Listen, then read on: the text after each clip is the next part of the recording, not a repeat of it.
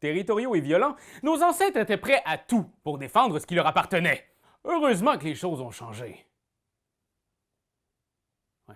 Aujourd'hui, on apprend à jouer à l'aube des tribus.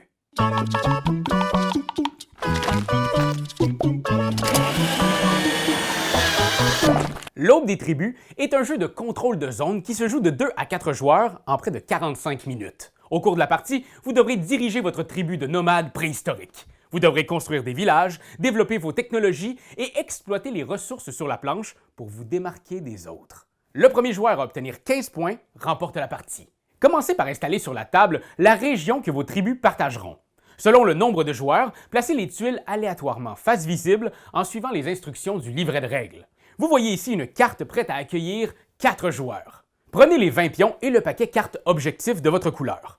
Notez que dans une partie à 2 joueurs, vous devrez retirer les cartes poteries de votre paquet de cartes objectifs. Chaque joueur prend aléatoirement un des plateaux individuels qui indiquent le nom de sa tribu. Par exemple, moi je serai les Mukan.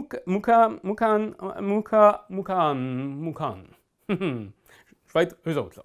Placez le plateau Action au centre et placez juste au-dessus la pile de cartes événements. Les cartes Grand Chef et Village abandonnés sont écartées de cette pile de cartes événements et placées à côté du plateau. Placez 3 dés sur chaque espace du plateau Action pour qu'ils montrent dans l'ordre Soleil, Lune, Rien. Soleil, Lune, Rien. Comme ça. Les pions marqueurs de points sont placés sur la piste de points ici. Logique? Voilà, la compétition pour la survie du plus fort peut commencer. Pour savoir qui débutera la partie, piochez tous un jeton village de la réserve. Ceux-ci sont marqués d'un numéro différent.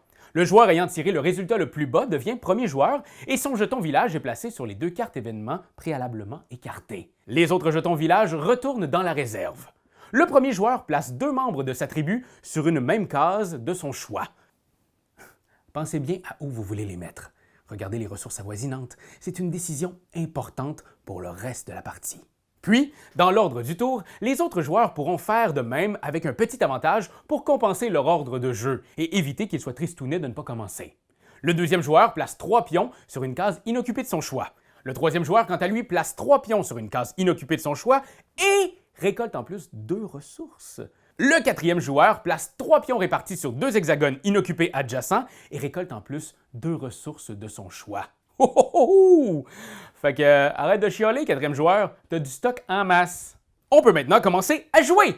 Grrr! Grrr! Lors de votre tour, vous devrez effectuer ces 5 petites étapes faciles. Étape numéro 1, faites un point par village en votre possession. Ouais, ben, c'est sûr que là, en début de partie, il n'y en a pas. Mais un jour, oh oui, un jour, ces plaines arides seront sous l'emprise des puissants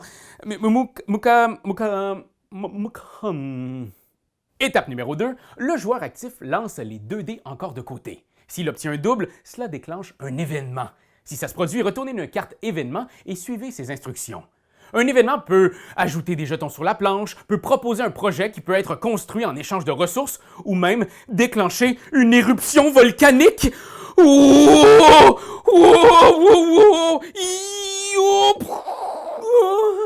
Mais bon, si c'est pas un double, le tour se poursuit normalement avec l'étape numéro 3, le choix des actions. Chacun des 2 déroulés par le joueur représente une action qu'il peut prendre ce tour-ci. Ces 4 colonnes représentent les 4 actions possibles: croître, voyager, récolter et guider. Pour activer une action, placez votre dé dans l'espace le plus à gauche de la ligne de dé et poussez ainsi le dé le plus à droite hors de son espace.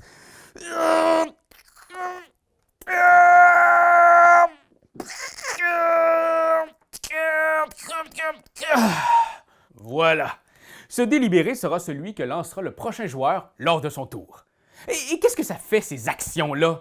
Ben, croître permet d'ajouter 3 pions de sa couleur sur un territoire où se trouvent déjà des membres de votre tribu. Voyager permet de déplacer 4 membres de sa tribu sur des territoires adjacents. Notez que les déplacements sont difficiles en cette époque reculée et que vos pions ne peuvent bouger que d'un espace par tour. Récolter vous permet d'obtenir des jetons ressources à partir des territoires où se trouve votre tribu. Vous obtenez 2 ressources tirées de 2 espaces différents. Par exemple, ici, je pourrais obtenir 2 poissons de ce lac et 2 bois de cette forêt. Guider, finalement, permet de piocher 2 cartes à partir du paquet de cartes objectifs. Je place ces cartes face visible à gauche de mon plateau. Ce sont des projets que je pourrais accomplir plus tard, en payant des ressources ou en possédant certains territoires. Et là, observez bien, parce qu'il y a une twist.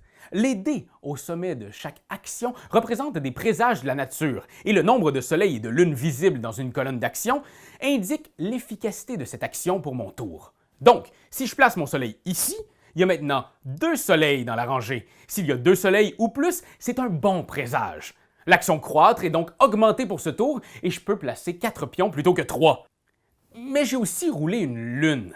Donc, s'il y a 2 lunes ou plus au-dessus d'une action, celle-ci est diminuée pour mon tour. Pour l'action guidée, par exemple, je pourrais piger qu'une seule carte plutôt que 2. Pendant que vous réfléchissez aux implications de tout ça, laissez-moi vous expliquer la 4e étape du tour, la résolution de conflits. Chaque hexagone a une population limite de 5 pions. Au-delà de ça, c'est la tension monte, hein? L'espace manque et les pions laissent sortir la bête en eux. Dans cette étape, ignorez toutes les cases avec 5 pions ou moins. Mais partout où se trouvent 6 pions, même si c'est 6 pions d'une même couleur, il y a conflit.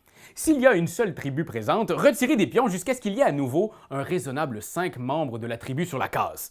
Les pions retirés retournent dans votre réserve personnelle. Si plusieurs tribus sont impliquées, retirez simultanément un pion de chaque couleur jusqu'à ce qu'il ne reste des membres que d'une seule tribu sur la planche. Notez que 2 tribus avec un nombre égal de représentants sur une tuile peuvent très bien se massacrer simultanément jusqu'à ce qu'il n'y ait plus personne sur la tuile. L'humanité. S'il y avait un village sur la case et que la tribu détentrice du village est éliminée par le conflit, défaussez le village à la fin du combat. Sachez aussi que certaines améliorations vont affecter la résolution du conflit. L'arc, par exemple, permet à un joueur à l'attaque de retirer un pion adverse avant le début des hostilités. En termes de conflit, le joueur actif est toujours considéré comme attaquant et tous les autres comme défenseurs. Aussi, si un joueur est complètement éliminé de la partie lors d'un conflit, il peut, lors de son prochain tour, revenir en jeu en plaçant 2 de ses pions sur n'importe quel hexagone inoccupé du plateau. Cela nous amène à la 5e et dernière étape du tour, la construction. C'est à ce moment que vous vérifiez ou décidez si vous accomplissez des objectifs se trouvant à gauche de votre plateau. Par exemple, je possède suffisamment de ressources pour accomplir cette amélioration, les chevaux. Je déplace donc ma carte construite à droite de mon plateau pour signifier que le projet est accompli. Les chevaux vont me permettre de me déplacer de 2 cases plutôt qu'une lorsque je voyage. Et en plus, ce symbole signifie que je fais 1 point de victoire. J'avance donc sur la piste des points. Oh, et en plus, j'ai une majorité de membres de ma tribu sur 3 territoires lacs. Je peux donc aussi réaliser ma carte Tribu des lacs qui va rejoindre mes autres accomplissements, me rapportant 3 points de plus. Une fois ces points gagnés, rien ne peut plus me les retirer. Good game aujourd'hui, non mais je sais pas pourquoi, mais ça va toujours mieux quand je fais semblant de jouer. C'est à ce moment du tour aussi que vous allez pouvoir bâtir des villages. Le coût des villages est indiqué en bas à droite de votre plateau individuel. Vos villages doivent être bâtis sur une case où vous avez au moins un pion. Et dès que le premier village est posé, vous pouvez mélanger les 2 cartes événements mises de côté en début de partie dans le paquet. Les villages vous rapportent des points au début de chaque tour, mais en plus, quand un joueur choisit l'action guidée et qu'il possède au moins un village, il peut défausser une carte objectif en cours pour chaque village qu'il possède. Il replace alors les cartes défaussées sous sa pile de cartes objectifs et pioche le même nombre de cartes en plus de celles piochées grâce à l'action guidée. Donc, en gros, vous scrapez des projets que vous ne pensez pas pouvoir finir, en échange, vous piochez d'autres objectifs qui seront peut-être encore plus simples pour vous. Une fois ces 5 étapes accomplies, le tour du joueur se termine et un nouveau joueur procède à son tour. Le tout continue ainsi de tour en tour jusqu'à ce qu'un joueur atteigne 15 points. Il est alors immédiatement déclaré vainqueur et peut procéder à une série de rugissements bestiaux et victorieux.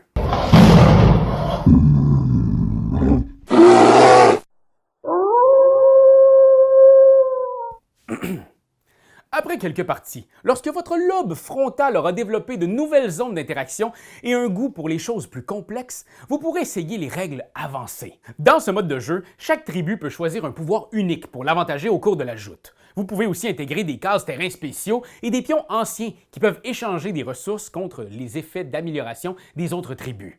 Sous ces airs simples, ce jeu cache donc plusieurs surprises. La façon dont les événements viennent perturber le quotidien entre les tours est étonnante et offre plein d'opportunités pour les joueurs de profiter des imprévus à leur avantage.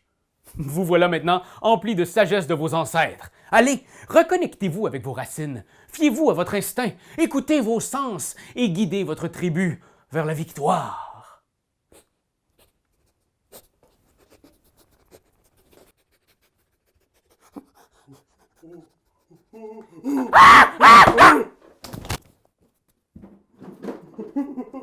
Quand t'aimes quelque chose, tu donnes des bisous dessus. Mais comme c'est un ordinateur, tu donneras pas de bisous. Tu vas plutôt commenter, puis tu vas partager. Oh oui, partagez, partagez, partagez. C'est la leçon de Jésus!